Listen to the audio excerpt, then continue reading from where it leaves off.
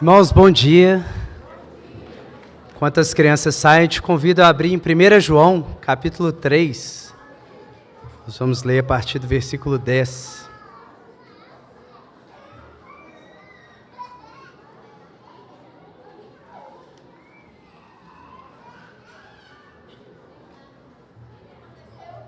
Primeira João 3, a partir do versículo 10. Eu já peço desculpa aos irmãos porque eu gripei nessa semana. Acordei quinta-feira sem voz nenhuma. Estou à base de própolis, pastilha, corticoide.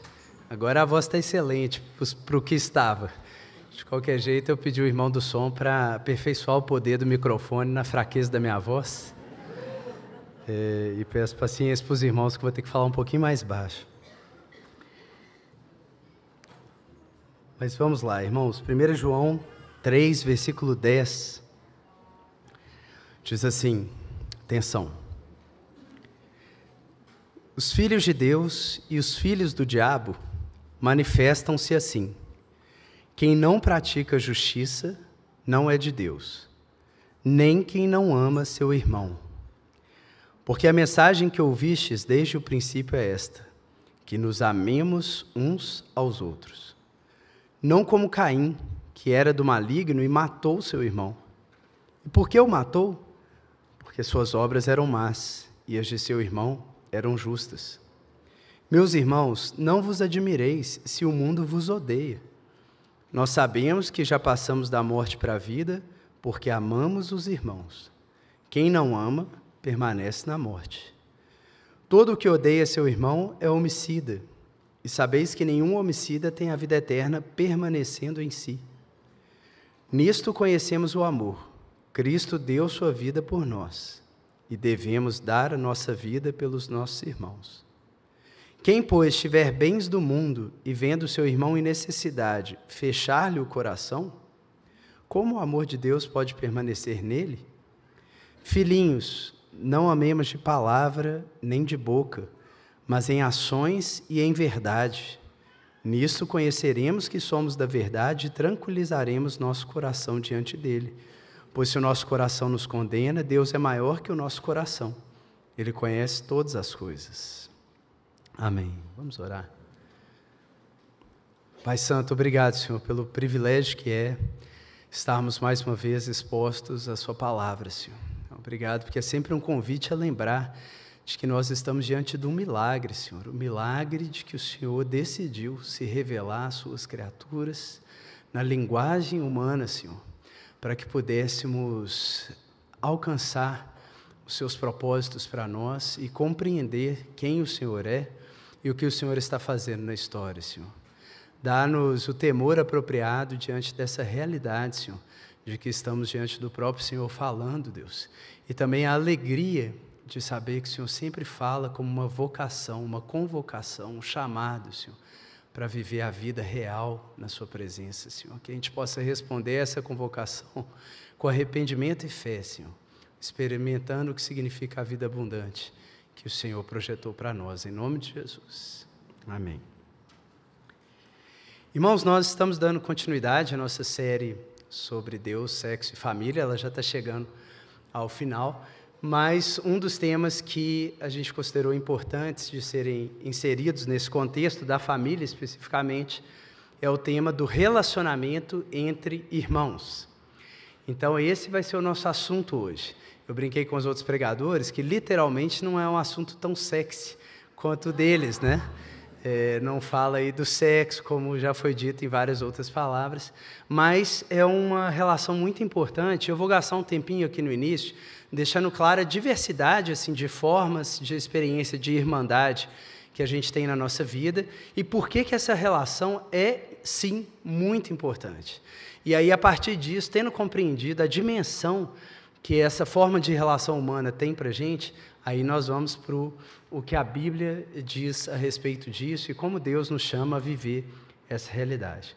Então, irmãos, obviamente, de um ponto de vista corriqueiro, todo mundo trata aí como irmão aquele que tem o mesmo pai e a mesma mãe. E talvez essa seja a sua experiência básica de irmandade. Mas a gente tem que reconhecer que nas famílias há uma diversidade nessa experiência. Por exemplo, existe o que é chamado do meio-irmão, que é aquela pessoa com quem você compartilha ou o pai ou a mãe, mas não os dois.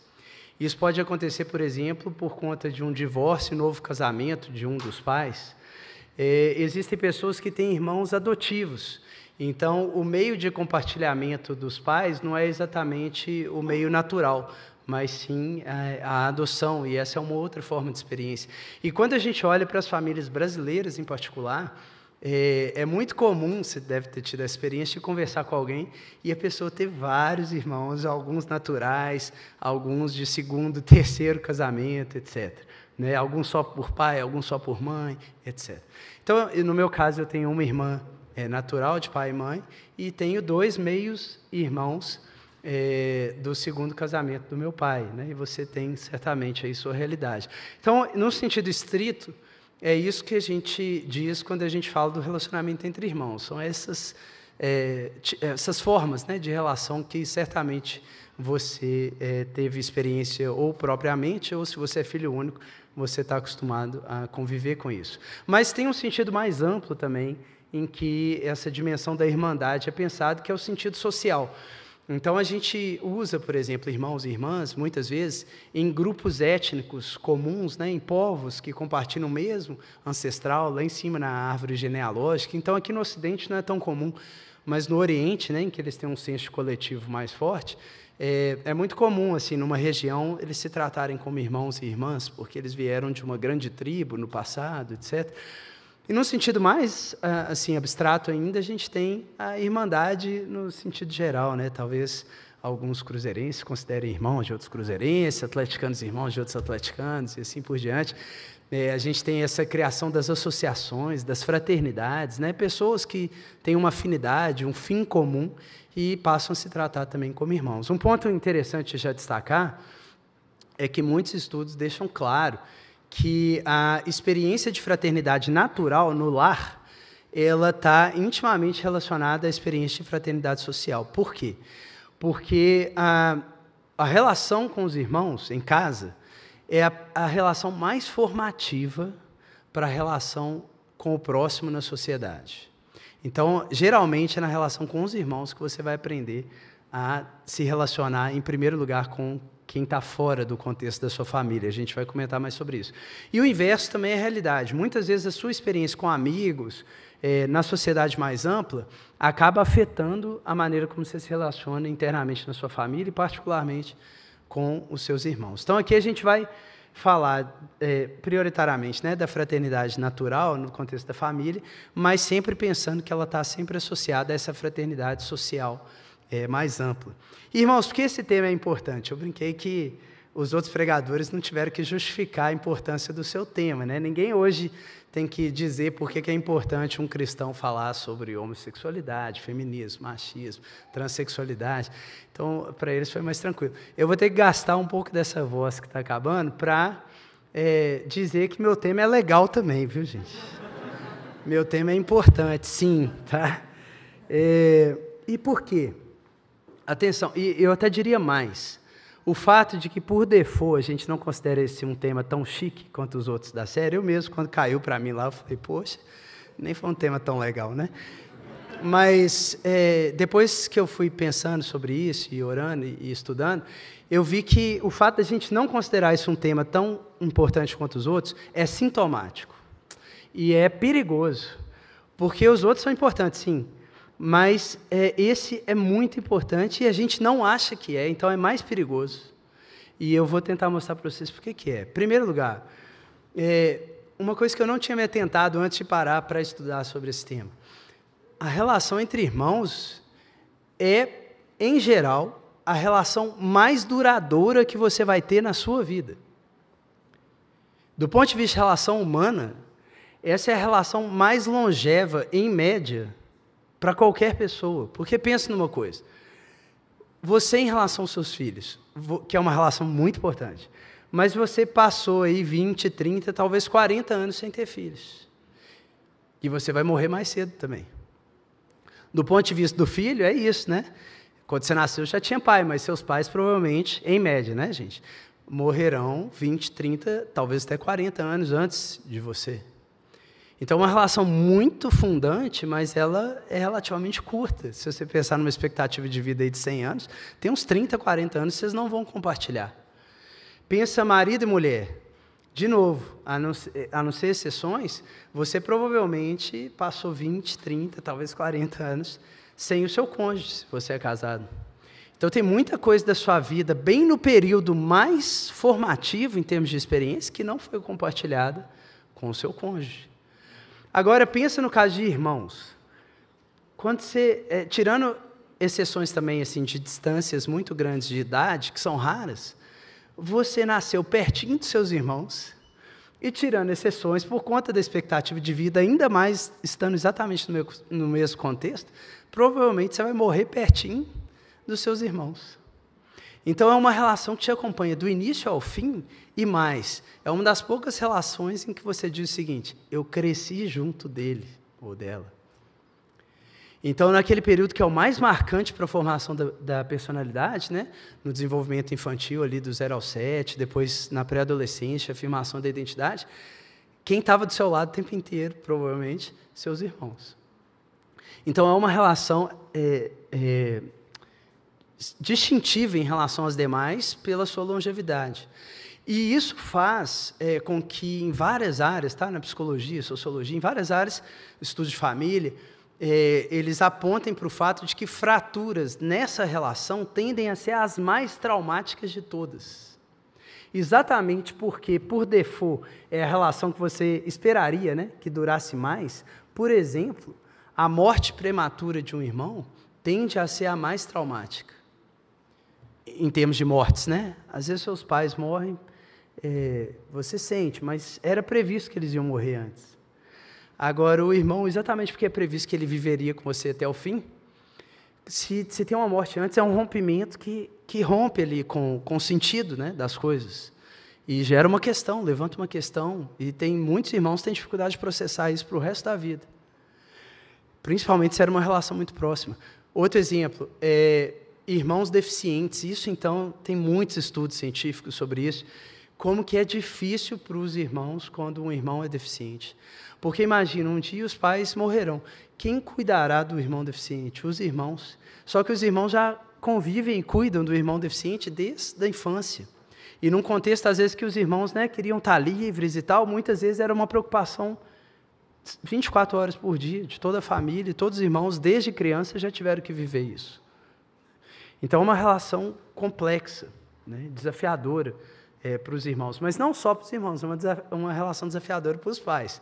Se você é pai de mais de um igual eu, você sabe disso. Os desafios que a gente enfrenta quando tem irmãos em casa, né? As brigas, as disputas de brinquedo, as disputas de atenção, né? Quando nasce o mais novo, o mais velho, sempre tem o ciúme, começa a comportar igual criancinha mais nova, tentando chamar a atenção de novo. As preferências dos pais, né? Rapidamente, em geral, um pai vai se identificar mais com o filho, a mãe talvez com o outro, e aí começa a gerar os partidos dentro de casa. Então, tem todo um desafio para os pais. E mais do que isso, tem o desafio do investimento parental, né? A gente vive numa sociedade em que é caro você terceirizar, o que é ótimo, né? Porque a gente acaba não terceirizando tanto quanto antes o cuidado dos filhos, e o investimento parental é muito mais forte, a gente está muito mais perto, em geral, dos filhos, no dia a dia, e é muito mais caro mesmo, financeiramente falando, né? Então, por conta disso, as famílias estão reduzindo de tamanho. O Guilherme já falou disso aqui. A taxa de fecundidade está caindo no Brasil até 2030. A previsão é uma taxa de fecundidade de 1,5 filho por família. Isso significa que pelo menos metade das famílias brasileiras, a partir de 2030, vão ser famílias de filhos únicos. Você parou para pensar nisso? Vão ser famílias de filhos únicos. É claro que não é um problema em si, né, para uma família particular, se você é filho único, se você, enfim, não teve essa experiência de irmandade, mas pensando no nível societal, tá, como sociedade, isso é uma privação significativa, irmãos, porque se essa relação é tão formativa, imagina uma sociedade em que metade das famílias não tem essa relação. Que tipo de fraternidade social vai ser formada por uma sociedade que nas famílias não tem fraternidade? Então, é uma questão significativa também. E quando volta, né, quando os irmãos envelhecem, vira um desafio de novo. Porque, às vezes, cada um seguiu o seu rumo, o seu curso e tal, mas se você chegou na fase de vida que eu estou agora, perto aí dos 40, em geral, muda uma chavezinha em que você percebe, pela primeira vez, é assustador. Todos os meus amigos da minha faixa de idade que passam por isso, tomam um choque. Chega um momento na sua vida que vira a chave e você fala assim, cara, agora eu tenho que cuidar mais dos meus pais do que eles cuidam de mim. Até então você estava acostumado assim, seus pais cuidando, ajuda financeiramente, quando você casa e não sei o quê. Você vai ver. Chega uma hora aí que muda e seus pais começam a ficar doentes, não tem tanta força quanto antes, a aposentadoria é baixa, eles não conseguem pagar as contas porque o custo de vida está alto. E aí o que acontece? Os filhos têm que se unir de novo, às vezes brigados, né? Às vezes seguiram caminhos diferentes, de repente eles têm que se reencontrar para cuidar dos pais, dos avós, né? E aí, às vezes, é desafiador, né? Vira uma relação ali de conflitiva. Pensa, por exemplo, questões de herança. No Brasil tem muito isso, né? Os filhos somem. Aí os pais morrem, eles juntam. E brigam por causa da herança. E aí vira um trauma na família, né? De brigas homéricas ali por conta da herança, e isso é feio, né? É feio, assim. Destrói famílias. Mas tem a ver com a relação entre irmãos também. Então, ela é uma relação que, de fato, espero estar convencendo vocês, ela tem um profundo impacto no curso de vida um do outro ali, na fraternidade, mas na própria dinâmica das famílias e, mais amplamente, na formação do que significa o senso social como um todo. Provavelmente, pensa nisso, os seus irmãos foram a maior influência que você teve na formação da sua identidade.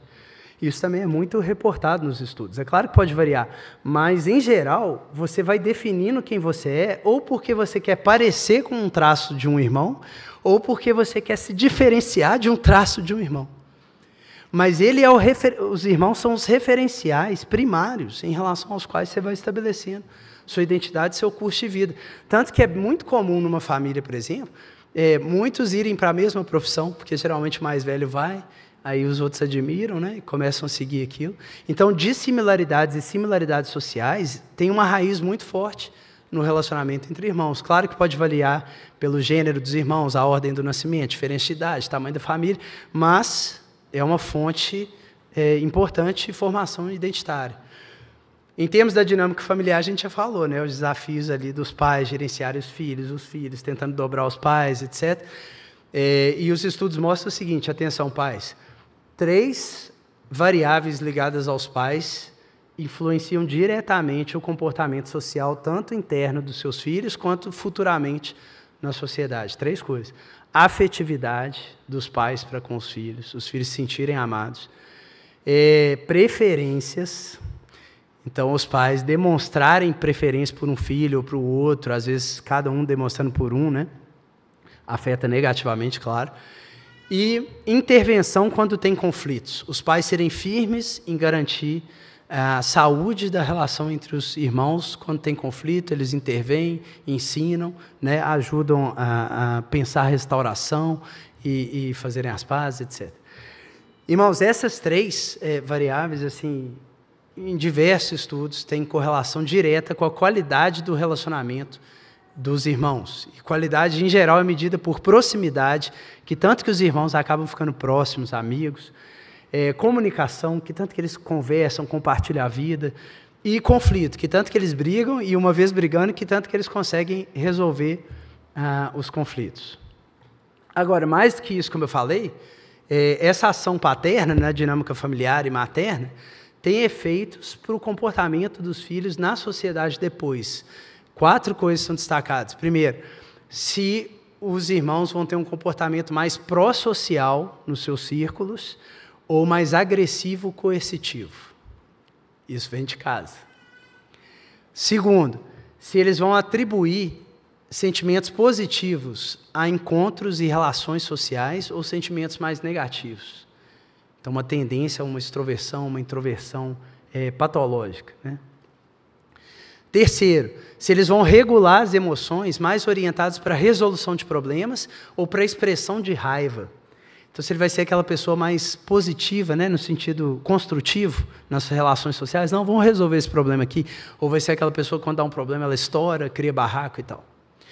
E quarto, se os filhos vão internalizar ou rejeitar as normas de agressão e justiça. Se são pessoas que vão crescer com um senso de direito, de dever para com o outro, ou não, vão romper as normas e tentarem levar vantagem, por exemplo, em cima do outro. Então vejam, estou convencendo, irmãos? Vejam que é uma relação importantíssima. Tá? Não é à toa que ela é chamada, a relação entre irmãos é chamada da incubadora do amor ao próximo. Porque é lá que você aprende, em primeiro lugar, e em última instância, o que significa amar o próximo. Por quê? Atenção para isso, irmãos.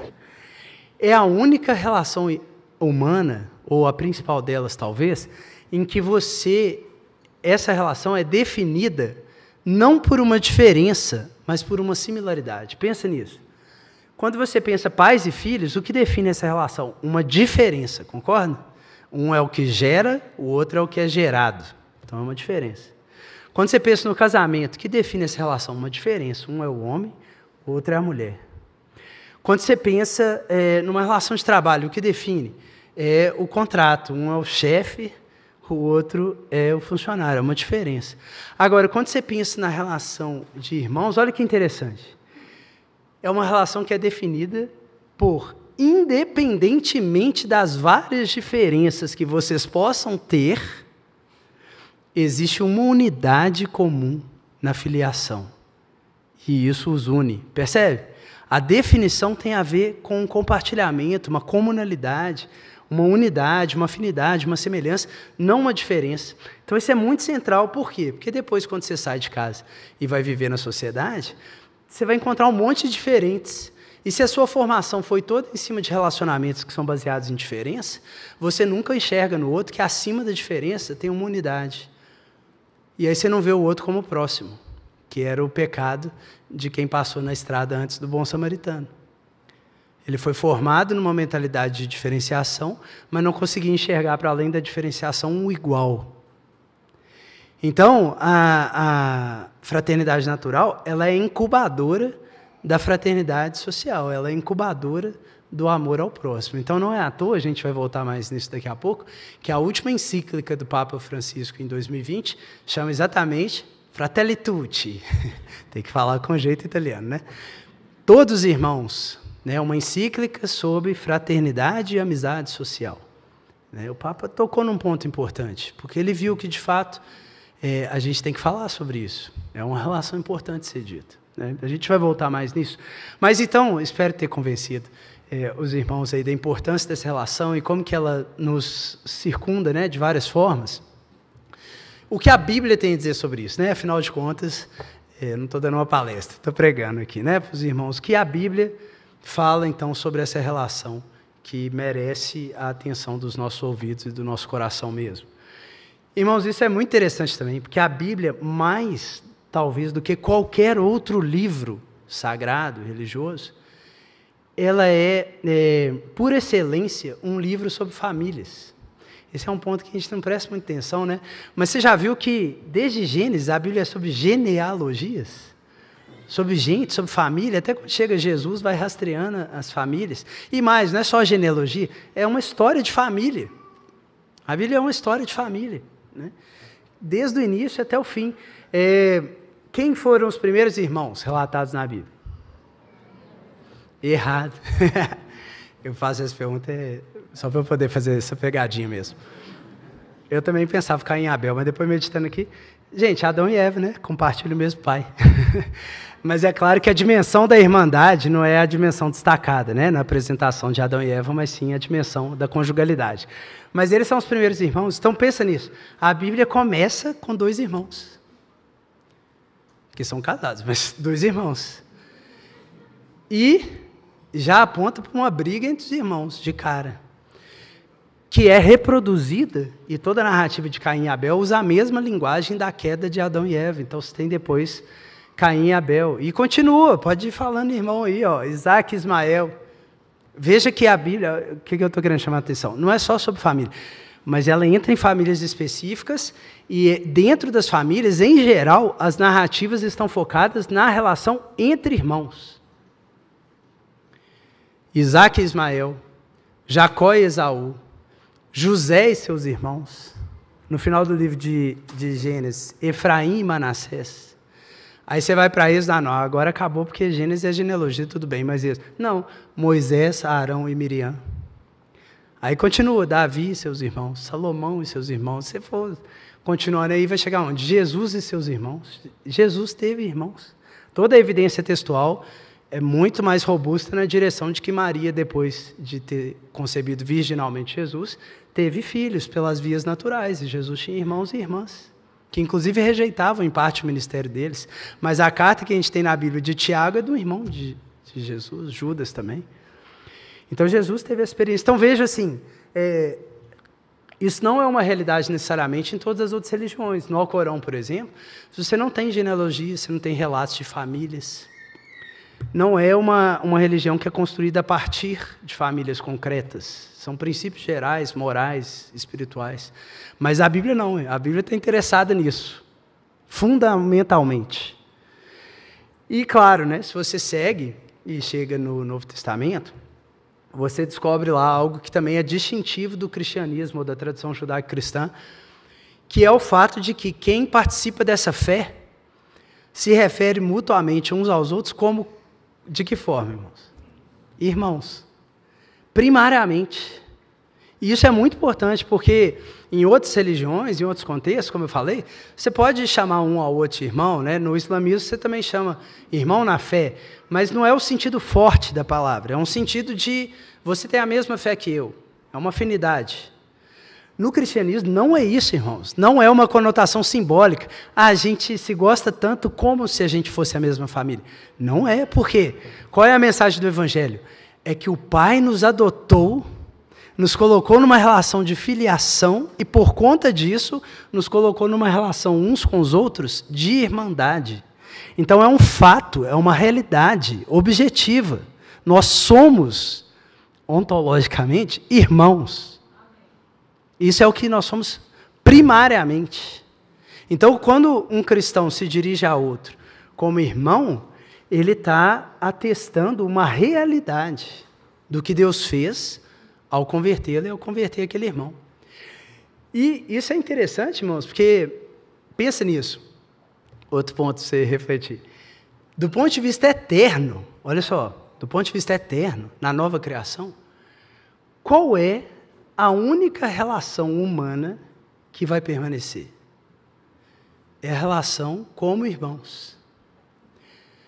Na nova criação, eu não vou ser mais marido da Thalita, mas a Thalita vai continuar sendo minha irmã e eu vou ser irmão dela. Eu não vou ser mais pai da Manuela, mas a Manuela vai continuar sendo a minha irmã e eu vou continuar sendo o irmão dela. Olha que legal. Essa relação vai permanecer. Se um irmão era chefe de outro, você não vai ser mais chefe dele, mas você vai continuar sendo irmão dele. Então, isso é cabuloso, como diz o guia. De um ponto de vista eterno, a relação entre irmãos, ela é a base para pensar toda a relação entre seres humanos desde agora. Ela está acima de qualquer outra relação que você possa ter. Porque ela enfatiza a unidade, não a diferença. A diferença foi dada no contexto da unidade. Então, a Bíblia enfatiza essa dimensão, essa relação no Antigo Testamento, no Novo Testamento, na consumação de todas as coisas. E aí a gente tem que se perguntar, então, ok, entendi que é importante, entendi que para a Bíblia é central, mas o que a Bíblia destaca, então, sobre essa relação? No contexto bíblico, qual seria a marca da relação da fraternidade? O que deve marcar uma irmandade? E isso é interessante se você olhar até pelas palavras. Qual é o termo grego para irmãos, que é usado ali toda vez que você lê irmãos, irmãs, tal? Adelphos. Adelphos. Talvez você nunca ouviu esse termo, mas eu tenho certeza que você já ouviu uma variante desse termo, que é a que mais aparece junto com ele no Novo Testamento, dando a marca do que na visão bíblica deveria caracterizar uma relação entre irmãos. Sabe qual é? Filadelfos. Ou a gente fala Filadelfia, né? Filadélfia. Qual é essa combinação? Adelfos, irmãos. E aí o que caracteriza a relação de irmãos nessa visão bíblica? Filéu. O que é filéu? É uma das palavras usadas na Bíblia para amor. É um tipo de amor específico, né? C.S. Lewis deixou bem claro aí os 4 tipos de amor lá no livro dele, Os 4 Amores. Filéu é um deles. No contexto bíblico, o que significa filéu? É aquela pessoa de quem você gosta como um amigo. É aquela pessoa que você quer estar perto. Você quer que ela esteja perto de você e você quer estar perto dela. Você pode ficar um tempão sem ver, mas quando se encontra, é aquela proximidade, tá? No contexto bíblico. Depois o C.S. Lewis descreve outras características, mas no contexto bíblico tem a ver com isso. É aquela pessoa que mexe com o seu coração, você quer estar do lado dela, você gosta dela. E não é a mera afeição igual de um pai pelo filho, que é uma afeição natural, né? Ninguém vai romper, tá? É umbilical. A do irmão, não. A do irmão é aquela pessoa que você cresceu com ela, ele sabe um monte de história que só vocês dois sabem, e por isso vocês compartilham um monte de coisa, você curte o outro, você quer estar junto do outro. Então, quando a Bíblia vai falar da irmandade no contexto da igreja, sabe o que ela traz de característica principal do que deveria ser a irmandade natural para ser refletida nos relacionamentos da igreja? Filadélfia. Você deve amar os seus irmãos na igreja, assim como você amaria um irmão natural, nesse sentido de que é alguém que você gosta de estar junto. E Paulo enfatiza isso, né? Essa unidade no filéu. Mas não para no filéu, irmãos, porque tem aquela escadinha de virtudes lá no primeiro capítulo de 2 Pedro, né, que ele vai falando das virtudes cristãs, e o último degrau da escada é qual? Pedro fala o seguinte: acrescentem à Filadelfia o ágape. Então Pedro deixa claro que existe ainda mais uma dimensão do amor ao próximo que tem que estar presente na irmandade. É esse amor, digamos, de proximidade, mas também o ágape. E aí, o que é o ágape na visão bíblica? É outra palavra para o amor, mas é um tipo diferente de amor. É aquele amor em que você está disposto a dar a sua vida pelo irmão. Então, se a gente fosse resumir, a gente poderia dizer que na visão bíblica, irmandade tem a ver com amar agapicamente o próximo. É isso. O que constitui uma genuína relação entre irmãos é quando você quer estar perto de alguém por quem você daria a sua vida. E é exatamente essa dimensão mais ampla do ágape, né, esse dar a vida, que o nosso texto enfatiza. Dá uma olhada aí de novo, 1 João 3, falando sobre filiação, falando sobre irmãos, expondo o caso de Caim e Abel. Olha como que João abre o texto no versículo 10. Os filhos de Deus e os filhos do diabo manifestam-se assim: quem não pratica justiça não é de Deus, nem quem não ama seu irmão. Porque a mensagem que ouvistes desde o princípio é esta, que nos amemos uns aos outros. Então veja que João está usando a linguagem aí de irmãos, adelphos, né? Toda vez que você lê irmão, ele está falando adelphos, só que ele não está falando filéu. O que ele está falando o tempo inteiro? Ágape. Então quando ele fala que nos amemos uns aos outros, é agapau, amemos uns aos outros. Né? Não pode ser filho de Deus quem não ama o seu irmão, foi o que ele falou no versículo 10, né? Não pode ser filho de Deus quem não ágape ao seu irmão. Então a marca para João, primária ou última do amor fraterno, é o dar a vida pelo irmão. Tanto que é isso que ele destaca quando ele cita o exemplo de Jesus ao fundar a fraternidade cristã, no versículo 16, olha aí. Nisto conhecemos o amor. Cristo deu sua vida por nós e devemos dar nossa vida pelos irmãos. Quem, pois, tiver bens do mundo e vendo seu irmão em necessidade fechar-lhe o coração, como o ágape de Deus pode permanecer nele? Filhinhos, não agapemos de palavra nem de boca, mas em ações e em verdade. Então, o que João está colocando aqui? Gente, Jesus mostrou o que é ser um irmão. E como que a gente descobriu? É porque ele deu a vida por nós. O ágape abriu para a gente o sentido de irmandade. Quando você olhou para Jesus e viu ele morrendo no seu lugar, você falou, esse era o cara que estava distante e quis se fazer próximo, filéu, para morrer no meu lugar e me levar junto com ele ao seio do Pai. Então o ágape é a marca última da fraternidade cristã. E vejam que é um ágape prático. Alguém está passando, um irmão está passando aperto, você vai lá, tira do seu orçamento e ajuda. É o ágape prático. Não é só de palavra e de boca, como João diz, mas em ação e em verdade. É um custo. É um custo. E aí, essa é a ênfase. Mas João coloca uma coisa aqui muito importante também. Que é o quê? Por outro lado, existe inimizade. Por outro lado, existe perseguição. Por outro lado, existem irmãos que se levantam contra irmãos, que não vivem no ágape, mas vivem no ódio. E aí ele cita o caso de Caim. Olha aí o versículo 12. Vocês têm que amar uns aos outros, não como Caim, que era do maligno e matou o seu irmão. E por que o matou? Porque suas obras eram más e as de seu irmão eram justas. Meus irmãos, não vos admireis se o mundo vos odeia. Nós sabemos que já passamos da morte para a vida porque amamos os irmãos. Quem não ama, permanece na morte. Todo o que odeia seu irmão é homicida. E sabeis que nenhum homicida tem a vida eterna permanecendo em si. Irmãos, o que João está colocando aqui? Um ponto muito importante também para a visão cristã, que é o seguinte: a gente não vive só de criação, né? De saber que todo humano é nosso irmão porque foi criado por Deus. Mas a gente também não vive só de redenção, de pensar que só quem está na igreja é meu irmão, porque a gente sabe que quem está no mundo também foi criado por Deus. Mas o que João diz? É que existe uma inimizade que foi colocada. Realmente, existem duas famílias no mundo. Teve a queda no meio desse processo, realmente. E essa queda introduziu uma inimizade dentro das famílias. Veja que ele está pegando um caso de família natural, Caim e Abel, para falar sobre fraternidade social no contexto da igreja. E o que ele diz? Que dentro, atenção, da família de Adão e Eva, tinham duas famílias. Percebe? Olha o termo que ele usou aí para falar de Caim. Não como Caim, que era do maligno. É exatamente o termo que ele tinha usado no versículo anterior para falar dos filhos de Deus, que eram de Deus. Então, o que João está dizendo é que tem dois pais aí. Tem Deus e seus filhos, mas tem o diabo e seus filhos. Assim que ele abriu o versículo 10, né? Os filhos de Deus e os filhos do diabo se manifestam assim. Então tem duas famílias. E ele usa a linguagem de casa. Você deve ter visto aí que ele fala permanece, permanece. O amor de Deus não permanece nele, permanece na verdade.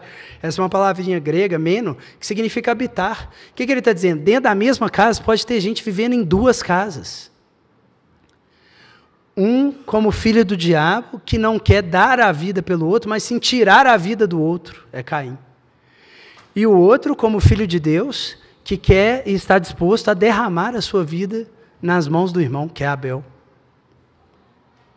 Então, uma inimizade é introduzida, e isso é importante, porque a gente não pode também ficar só falando de fraternidade social de um jeito fofinho, né? E como se, tipo assim, se você for uma pessoa boazinha, todo mundo no mundo vai ser bonzinho, e daqui, no futuro nós vamos viver numa sociedade de ursinhos carinhosos, né? Não, irmãos, tem uma inimizade. Tem duas casas antagônicas mesmo, tem duas famílias brigando, desde Gênesis 3,15, a semente da mulher e a semente da serpente. Né? E isso é mostrado visceralmente ao longo das histórias da Bíblia. Mas isso não justifica você não amar o irmão. O fato de existir Caim não legitima que Abel assassinasse Caim antes dele, porque Caim era mau. Percebe? O fato de que alguma pessoa pode se levantar contra você, como diz o texto, não se estranhe se o mundo vos odeia, isso não significa que você pode pagar o mal com o mal. Mas, como diz Paulo, no que está ao seu alcance, tende paz com todos os homens. E não retribua mal por mal, mas sim mal com bem. E assim você vencerá o mal, que é o jeito que Abel venceu. Então não muda, irmãos. O fato da gente reconhecer a queda, que os nossos relacionamentos são fraturados e que tem gente que mesmo se você amar vai te matar, isso não muda que Deus te chama a ser fraterno por meio do ágape, se necessário, dando a sua vida como Abel deu, na mão dos Caíns. Não muda. Por quê? Porque você tem que ser um representante da casa de Deus. Qual é o chamado, então, por um irmão cristão? para você na sua casa, enquanto cristão, em relação aos seus irmãos? Qual é o chamado? Você deve ser um representante do Pai para o seu irmão. É isso que João está falando aqui. O cara que é justo, ele é justo igual o Pai. O cara que ama, ele ama igual o Pai. O cara que está na verdade, ele está na verdade igual o Pai. Então, ele é um irmão nesse sentido. Ele presentifica para os irmãos dele a figura do Pai. O Pai está na sala do trono, mas ele traz essa figura para o quarto. E mostra para o irmão, nosso Pai é assim. Ele é o mais próximo do Pai. Não é exatamente o que Jesus fez por nós, irmãos. Ele presentificou para a gente quem é o Pai, no rosto de um irmão. Nosso irmão primogênito. Esse é o mandato, a gente poderia chamar fraternal. O mandato fraternal, atenção, é você ser para os seus próximos, no sentido amplo, e para os seus irmãos, no sentido específico, a pessoa mais parecida com Deus que eles conhecem. Só isso. Mas é isso. E, irmãos, Deus não jogou na loteria e espalhou as pessoas em quem ia ficar em qual família ao acaso, não. Se você nasceu na sua família, tem um motivo. Se você tem seus irmãos, tem um motivo. E sabe qual é o principal motivo? Você mostrar para os seus irmãos como Deus é. Mesmo que eles não aceitem, como muitos irmãos de Jesus não aceitaram. Mas não tem nada a ver. O seu mandato, enquanto fraternidade, é isso que significa ser irmão, é você refletir o Criador para a criatura que é um semelhante. Então pensa nisso, em relação a Gênesis, o mandato que foi dado para a humanidade coletivamente foi representar a Deus diante das criaturas, né? Ser a imagem de Deus no mundo. Mas o mandato que foi dado internamente à humanidade é um representar a Deus por o outro. Coletivamente a gente representa para a criação, mas individualmente a gente é chamado a representar um para o outro. Por isso que eu gosto de resumir essa mutualidade da irmandade como sendo o seguinte, guarda aí. Você agir em relação ao outro em nome de Cristo e você agir em relação ao outro como se fosse a Cristo. Guarda essas duas coisas, em nome de a. É isso é representar a Deus diante do outro. É você agir para o outro fazendo o que muito jovem na minha época usava uma pulseirinha, OQJF, o que Jesus faria. É você lidar com os seus irmãos, na sua casa, na igreja, na sociedade mais ampla, pensando assim, se Jesus estivesse no meu lugar aqui agora, quais gestos ele ia colocar no mundo? O que ele ia falar, o que ele ia fazer? Então é isso, esse é o chamado do irmão, é representar o Pai diante dos próximos. Agora tem a outra dimensão também, né, que Jesus fala, que quando a gente visita alguém na prisão, ele recebe como se fosse a ele, etc. Que é o quê? É você fazer outra pergunta. Agora, se meu irmão fosse Jesus disfarçado, como que eu o trataria? E Jesus fala que ele recebe todo o serviço que é dado ao outro como se tivesse sido feito a ele. É uma ocasião de adoração você servir ao próximo, agapicamente. Deus recebe. Então, esse é o contexto. Agora, voltando em Gênesis, né, essa ideia de você ser um representante de Deus para o seu próximo e aproximar o que está distante para que ele possa ver Deus em você, como que isso é representado em Gênesis, irmãos? Quando Deus mandou os seres humanos serem a imagem dele, lá em Gênesis, quais foram os verbos que apareceram? Cultivar e guardar, não foi isso? Então pensa, se ser representante de Deus diante do mundo tem a ver com cultivar e guardar o mundo, ser representante de Deus diante do irmão, do próximo, tem a ver com o quê? Cultivar e guardar o próximo. E é isso mesmo. A gente não usa tanto a palavra cultivar, apesar que Paulo fala, né? De que ele cultiva os irmãos como lavoura de Deus. Mas a gente usa mais a palavra edificar, mas é a mesma coisa. É você trazer o potencial que Deus plantou naquela pessoa ao seu telos, ao seu propósito. É você ajudar a pessoa a se tornar quem ela é em Deus. Isso é o cultivar. Isso foi colocado lá do seu irmão para isso. E outra dimensão, guardar, é o proteger, é o vigia, é o que Adão tinha que ter feito, não deixando a serpente vir do campo e entrar no jardim. É você guardar, proteger o seu irmão, cercar o seu irmão, ser uma muralha para o seu irmão. Eu lembro uma vez que mexeram com a minha irmã, e eu sou um cara de boa, né? Você vê que eu não tenho cara de ser brigão, eu acho, né? Mas eu peguei o cara, no colarinho aqui, ó, encostei na parede, levantei. E olha que ele era mais pesadinho que eu. e falei, se você mexer com meu irmão mais uma vez, eu te quebro a cara. Porque eu sou guardador da minha irmã. A gente é guardador daquele que Deus colocou ao seu lado. Você tem que proteger, sim.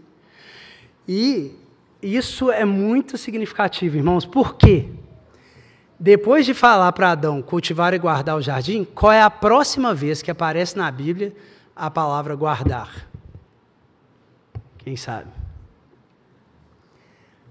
Depois que Caim mata Abel, Deus vai ter com Caim e fala para ele, onde está o seu irmão? O que Caim responde? Não sei. Acaso sou eu guardador do meu irmão? É a mesma palavra hebraica. Qual é a resposta de Deus que nem precisa estar escrita porque é óbvia? Sim. Sim. Essa era a sua vocação. Como irmão mais velho, você tinha que guardar o irmão mais novo, mas você sacrificou como a ovelha que você não entregou. E agora o sangue dele clama como das ovelhas que ele sacrificou no meu lugar. E eu rejeito a sua escolha por se estabelecer pelo seu trabalho, ao invés de olhar para o lado e cuidar do seu irmão em primeiro lugar. Por tentar construir uma cidade, uma sociedade, sem ser a partir da relação com quem já estava do seu lado. E por isso ele vira um fugitivo. Ele não tem lugar no mundo, porque ele não soube ter lugar do lado do irmão. Então, irmãos, guarda isso. A nossa missão é o filéu, é o ágape, é dar a vida para quem está próximo, é representar a Deus para o próximo. Isso tem a ver com, em nome de Deus, como se fosse a Cristo, o nosso irmão. Isso tem a ver com cultivar e guardar. Você é guardador dos que Deus te confiou e colocou ao seu redor. Seus irmãos são seus próximos, mais próximos. Agora, para concluir, irmãos, eu não quero deixar de comentar duas coisas que eu acho pedagógicas assim, para a igreja, que não são exatamente uma exposição bíblica, mas um comentário de duas teologias da fraternidade que surgiram no meio cristão e que eu acho muito salutar que os irmãos tenham contato com isso. Uma eu já mencionei, né? É a encíclica do Papa Francisco, a última, sobre Fratelli Tutti, né? A fraternidade e a amizade social. E a outra, muitos irmãos leem no contexto do Labri, quem não leu, principalmente os novos membros aí que confessaram hoje, é uma marca de aceitação no círculo mais interno da esperança, você lê esse livro, que é Vida em Comunhão, de Dietrich Bonhoeffer. Tá? São duas teologias da amizade, elas são diferentes, mas complementares. A do Papa, rapidamente, inclusive vocês têm que aprender a saber o que é bom e abraçar. Às vezes os irmãos têm, né, resistência a alguns posicionamentos do Papa, o que não tem problema nenhum, mas tem que saber ver o que é bom também. E essa encíclica foi sensacional. Por quê? Porque num contexto de Covid, isolamento social, ele viu que o tecido de fraternidade estava esgarçando. Países europeus negando dar asilo a imigrantes que estavam fugindo de guerra na África, lembra?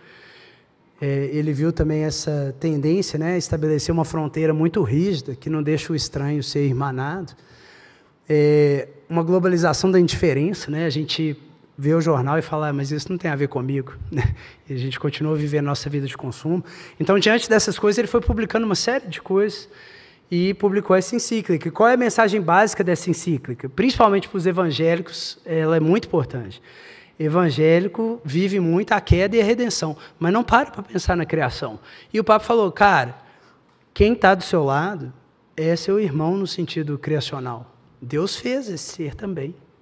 Deus derrama da sua chuva sobre maus e bons. Então quem é você para negar o amor agápico a uma pessoa só porque não compartilha da sua fé? Existe um nível abaixo, mais fundamental, em que você tem que olhar e ver um ser humano. E ver um ser criado por Deus. E ver no rosto daquela pessoa, mesmo se for, enfim, uma religião que você deteste, ou mesmo se tiver um comportamento sexual que você deteste, você tem que olhar e falar assim, para além disso, está aqui uma criatura que Deus está sustentando e que é uma ocasião para eu servir Jesus na face desse meu próximo. Então é uma mensagem importante, irmãos, porque como a Madre Teresa disse, uma vez perguntaram para ela, qual o maior problema da humanidade? Ela falou, o maior problema da humanidade é que a gente tende a desenhar o círculo da família muito pequeno. E de fato, o que o Papa está dizendo é, vamos esticar esse círculo aí. O mundo precisa. O mundo precisa de gente que consegue dizer mais nós, menos eles. E de mostrar o caráter de Jesus onde Jesus não está sendo visto ainda. E ele usa a parábola do bom samaritano, um capítulo inteiro da encíclica é sobre isso. Eu já falei isso para os irmãos. Os judeus estavam doidos para definir um limite bem preciso de quem era o próximo, de quem era o irmão. O que Jesus responde, basicamente? Só tem uma pessoa que pode limitar o tamanho desse círculo, você. Porque só não é o próximo aquele de quem você não se aproxima.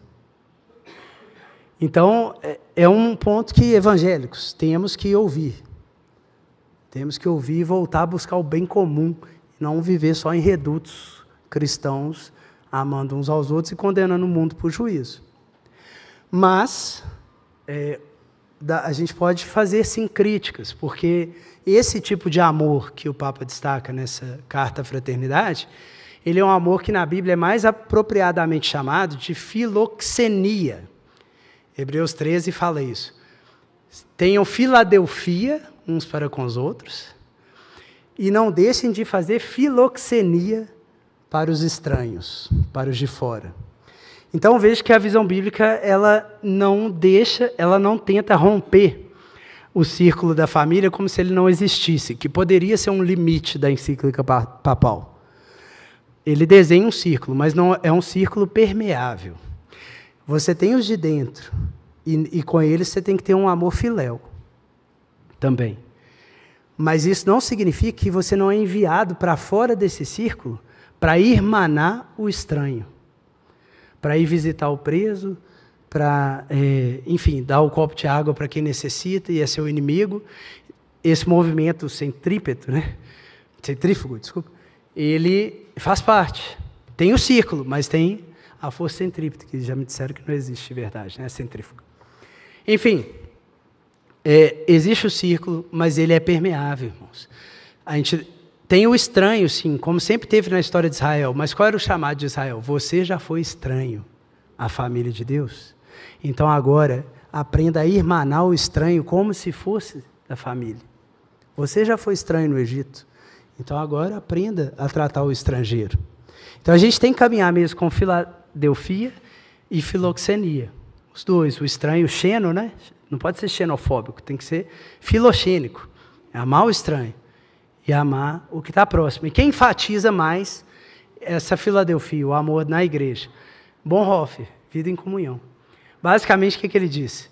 Se você tenta estabelecer uma fraternidade com base nos seus próprios ideais, provavelmente você vai gerar uma comunidade de irmãos que são só uma projeção de você mesmo. Então você precisa de Cristo mediando isso. Só por meio de Cristo você vai ter um irmão de verdade, mas por meio dele você vai ter um irmão de verdade. Por quê? Porque você vai ter alguém que não foi feito a sua imagem e semelhança, mas que Deus fez a imagem e semelhança dele. E aí você não vai ter uma pessoa para só confirmar que você é uma pessoa bonzinha e amorosa. Boazinha e amorosa. Mas você vai ter uma pessoa para te lembrar que você é um pecador carente da graça de Deus. E que cuidar e guardar dele não é um ato que pode virar um mérito seu. Mas é um ato que é a expressão de dois mendigos que encontraram pão e compartilham. E é isso que Bonhoeffer disse, uma frase do livro dele. Enquanto o seu irmão não for um fardo para você, você não está amando como quem não o domina. Se o seu irmão ainda não é um fardo para você, provavelmente é um amor dominante. Você está o amando, mas enquanto ele está dentro do seu quadrado. Se ele for diferente da sua expectativa, o cultivo e a guarda vão continuar. Então, coloque o Papa e o Bonhoeffer na sua estante e deixe isso ir falando no seu coração. E o último versículo que eu queria citar, que não é abordado nem na encíclica, nem no Vida em Comunhão, para a gente fechar, é 1 Timóteo 5:8. O que diz lá? Aquele que não cuida dos seus, em especial os da sua própria casa, é pior do que o descrente e abandonou a fé. Então, irmãos, existe o círculo da comunidade cristã, existe o círculo da humanidade, mas existe o círculo daqueles que Deus naturalmente colocou na sua família. Deus te chama a amar a todos como o próximo. fazendo bem a todos, como Paulo diz, e especialmente aos da família da fé. Mas como ele diz agora em 1 Timóteo, amando aqueles que estão na sua casa e sendo cuidador e guardador deles, em primeiro lugar, senão você é pior do que o que abandonou a fé e não pertence à família de Deus, como Caim. Amemos então uns aos outros, irmãos, e nas nossas irmandades, que a gente aprenda o amor ao próximo e que o nosso coração se alargue para irmanar os estranhos. Amém? Vamos orar. Pai Santo, eu tenho ciência da diversidade de experiências de fraternidade que nossas famílias têm. Muitos aqui talvez são brigados com irmãos, muitos aqui têm relações que morreram sem reconciliação. Muitos aqui podem ser perseguidos, talvez, nas suas famílias pela sua fé. Muitos cometeram o pecado de, tendo se identificado com a família de Deus, terem abandonado suas famílias de origem e serem as pessoas mais sumidas das suas casas, de todas. Muitos aqui vivem ardorosamente uma política de nós e eles e tentam, assim como aquele mestre da lei, definir um círculo bem restrito de quem é o nosso próximo e nada permeável. Então, Senhor, a gente tem desafios, eu tenho desafios. O Senhor sabe como para mim isso é uma das coisas mais desafiadoras, não necessariamente em relação à minha irmã, mas à minha família estendida. Como é desafiador, Senhor, esse chamado a voltar para o concreto, a não amar a humanidade em abstrato. Eu amo a humanidade, não, mas a amar a gente que tem nome, que tem história, que você conhece, que é imperfeita, que te machuca, que te frustra. Mas, Senhor, a gente te louva, Senhor, porque o ágape veio do céu, o Pai nos irmanou e Jesus mostrou o que é ser um irmão. Não só mostrou, mas em Cristo, como diz Bonhoeffer, Senhor, a gente recebe as condições sobrenaturais para, na força da ressurreição de quem morreu para o próprio amor idealista, Senhor, viver o amor do Espírito, que é o amor que não vai ter orgulho, Senhor, mas que vai acolher o outro porque se viu acolhido, Senhor. Ministra ao coração de cada um aqui, Senhor.